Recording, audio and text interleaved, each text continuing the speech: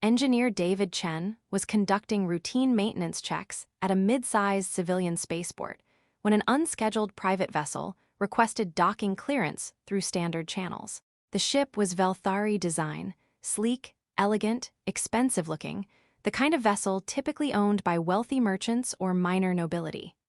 Nothing unusual about it except the lack of advanced scheduling, which wasn't uncommon for private ships with flexible itineraries. David processed the clearance request mechanically, approved the docking bay assignment, and didn't think anything more about it until the ship's owner emerged from the airlock and walked directly toward him with obvious purpose. She was Velthari, tall and elegant with the distinctive long ears and striking features characteristic of her species.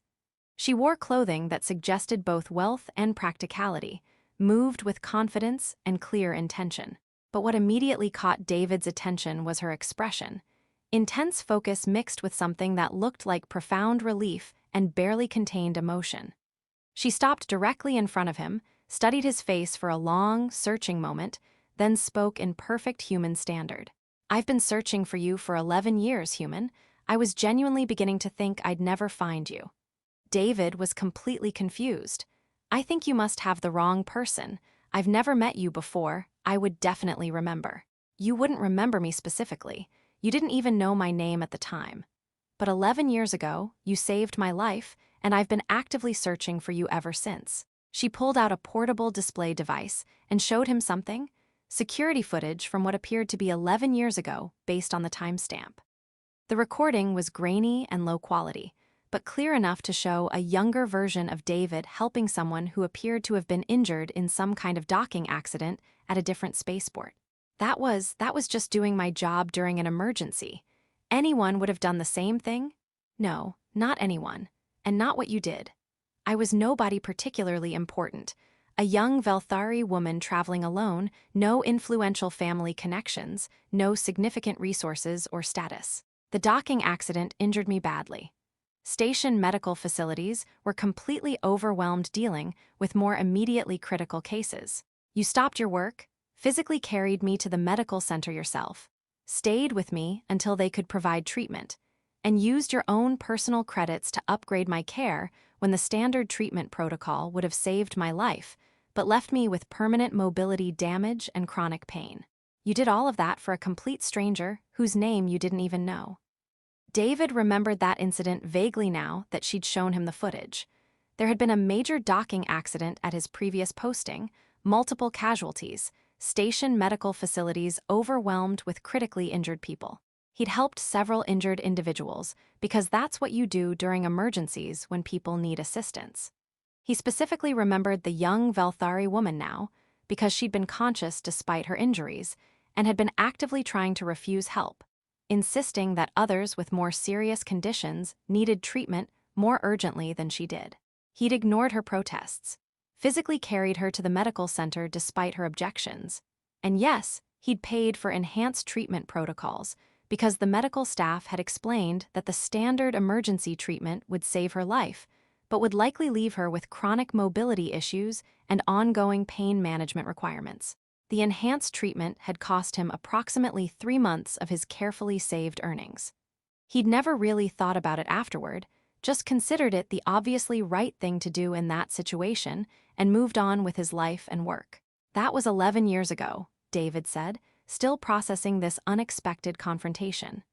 "You've been actively searching for me for 11 years specifically because I helped you during an emergency situation, because you saved my life and gave me my entire future back when you had absolutely no obligation to do so. Because you spent 3 months of your personal earnings on a complete stranger's medical care. Because when I finally woke after the surgery and asked the medical staff who had brought me to the facility and paid for the enhanced treatment, they told me it was some human engineer who left before we could get his contact information or even his full name." Her voice carried an intensity that was almost overwhelming in its emotional weight. "I've spent 11 years trying to find the human engineer who saved me that day. I followed your career path through multiple spaceport postings, tracked maintenance and employment records across systems, interviewed literally hundreds of engineers who worked at that station during that time period. I finally identified you definitively about 3 months ago and spent that time carefully verifying I had located the correct person before coming here to meet you. Why? I mean, I genuinely appreciate the gratitude, but 11 years of dedicated searching seems somewhat excessive for helping someone during an emergency situation. In Velthari culture, life debt is considered a sacred bond. When someone saves your life, particularly at significant personal cost to themselves, you incur a debt that cannot be adequately repaid with simple verbal gratitude or token gestures. You become responsible for honoring that debt through meaningful service or support or whatever assistance the person who saved you might need from you. I don't need anything from you. I'm doing fine. You don't owe me anything. Perhaps not according to your cultural framework. But in mine, I've carried this debt for 11 years. I need to fulfill it properly to offer you something genuinely meaningful in return for what you gave me. The Velthari woman, who formally introduced herself as Lissa Ventaler, explained in detail what those 11 years had meant for her life trajectory. The enhanced medical treatment David had paid for had allowed her to recover completely with absolutely no lasting physical damage or chronic conditions. She'd been traveling to pursue a significant educational opportunity when the docking accident had occurred. Because David's intervention had prevented permanent injury, she'd been able to complete her education successfully, build an impressive career as a cultural mediator and trade negotiator between species. She was now genuinely wealthy, well-connected across multiple sectors, owned her own ship, and had resources and influence she never would have been able to achieve if the standard emergency treatment had left her with chronic mobility limitations. Everything I've accomplished over the last 11 years exists specifically because you spent your personal savings on a complete stranger's medical care. I've built a life I genuinely love, traveled extensively across known space, helped negotiate important trade agreements between multiple species. Absolutely none of that would have been possible if you'd simply accepted the standard treatment protocol and allowed me to live with permanent mobility damage. I'm genuinely happy for your success, but that still doesn't mean you owe me anything substantial. I owe you everything, my entire life as it currently exists, and I'm here to offer to repay that debt in whatever way you consider appropriate. I can provide substantial financial resources. I'm quite wealthy now through my negotiation work. I can provide valuable connections. I know influential individuals across multiple economic and political sectors. I can provide professional opportunities.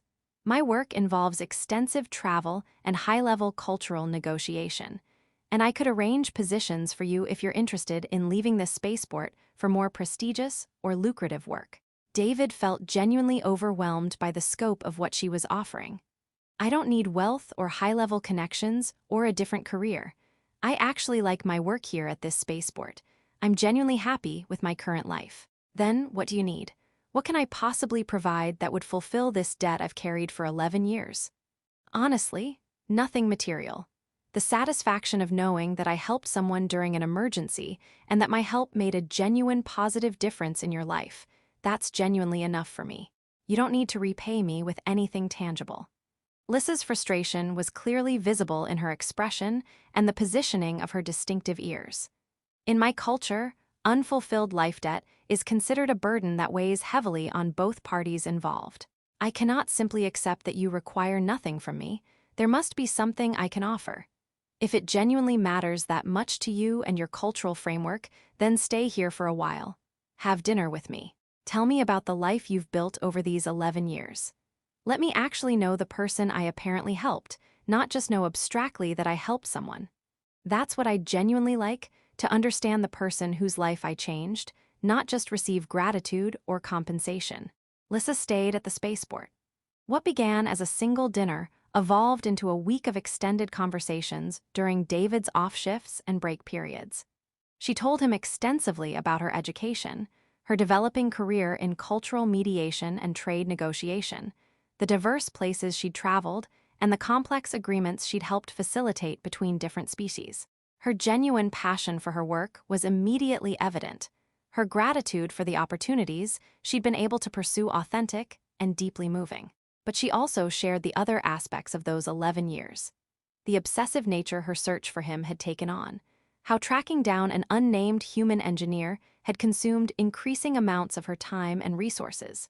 How colleagues and friends had thought she was wasting valuable time and professional opportunities trying to locate a stranger who'd helped her during a single emergency. Why did finding me specifically matter so much to you? You've clearly built an incredible, successful life. You could have simply moved forward without looking backward to find me. Because in Velthari cultural psychology, life debt isn't merely a legal or social obligation. It's a profound connection. The person who saves your life becomes permanently integrated into your personal narrative forever. I couldn't fully build my life and career without properly acknowledging the person who had made all of it possible. Every professional success I achieved felt somehow incomplete because I couldn't share it with the person who'd given me the actual chance to succeed in the first place. David found himself genuinely drawn to her, not simply because of her gratitude for what he'd done, but because of who she was as a complete person. Her obvious intelligence, her clear passion for her negotiation work, her remarkable dedication to finding him across 11 years and hundreds of light years of travel. What he'd done had been a simple act of basic human decency during an emergency situation. What it had meant to her had apparently shaped 11 years of her entire life and career. They spent increasing amounts of time together over the following weeks. She extended her stay at the spaceport, established it as her temporary base while conducting her complex negotiation work remotely through communication systems. They gradually moved beyond the initial rigid framework of debt and repayment into genuine friendship, and then into something substantially more than friendship. 6 months after her unexpected arrival at the spaceport, Lissa made a very different kind of offer to David.